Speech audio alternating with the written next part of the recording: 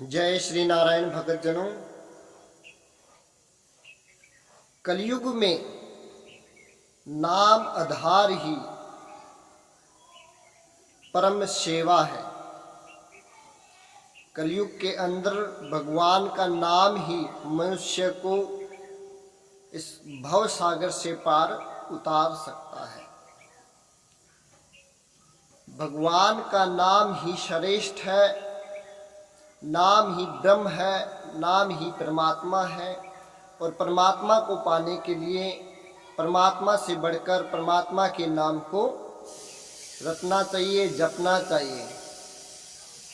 नाम केवल आधारा, कलयुग नाम केवल आधारा, यानी कि नाम में ही भगवान है, ऐसा जानना चाहिए। ईश्वर तो अदृष्ट है, जो दिखाई नहीं देते, परंतु उनका नाम तो प्रत्यक्ष है। इसलिए जो दिखाई नहीं देते उनसे प्रेम करना कठिन है, लेकिन उनका नाम तो प्रत्यक्ष है। उनके नाम से हम प्रेम कर सकते हैं।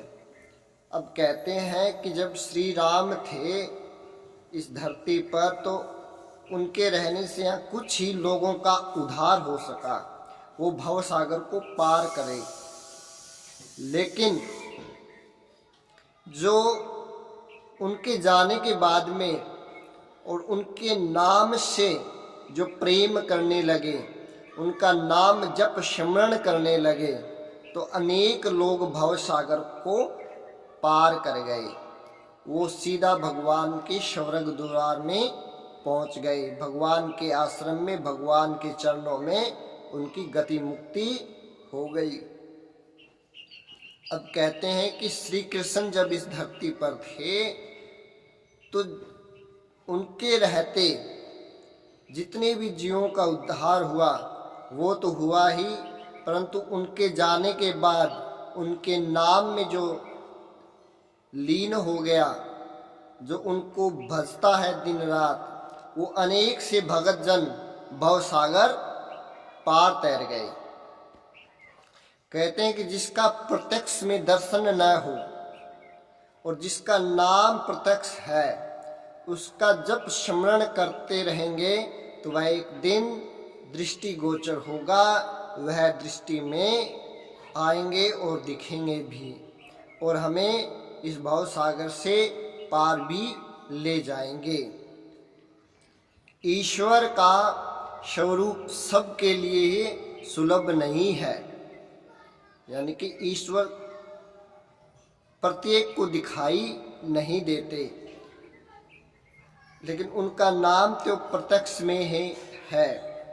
उस नाम को जप करके, उस नाम को पकड़ करके, उनका नाम तो सुलभ है, उस नाम को जप करके हम भव सागर तैर सकते हैं।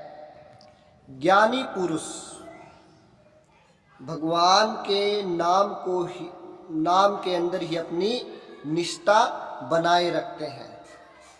जो ज्ञानी पुरुष होते हैं वो भगवान के नाम में ही अपनी निष्ठा बनाए रखते हैं और भगवान के जप स्मरण में ही अपना जो है जीवन व्यतीत कर देते हैं, और अंत में उन्हें भगवान के दर्शन होते हैं और वो भव सागर को तैर जाते हैं। तो भगवान के नाम में बहुत शक्ति है, भगवान के नाम को जपना चाहिए। जो भगवान स्वरूप में दिखाई नहीं देते वो अपने नाम के स्वरूप में दिखाई देते हैं। नाम का जप करते करते, स्मरण करते करते एक दिन भगत भगवान के हो जाते हैं, और कोमल हृदय से उनके अंदर से एक आवाज़ निकलती है कि हे प्रभु, हम तो अब तुम्हारे हैं, और जो कुछ आपने हमें दिया है वो सब कुछ आपका है, और हम आपको ही समर्पण कर रहे हैं। ऐसी भावना से अगर भगवान का नाम जपा जाए तो वह मनुष्य भव सागर पार हो जाता है। बोलिए श्रीमन नारायण भगवान की जय हो।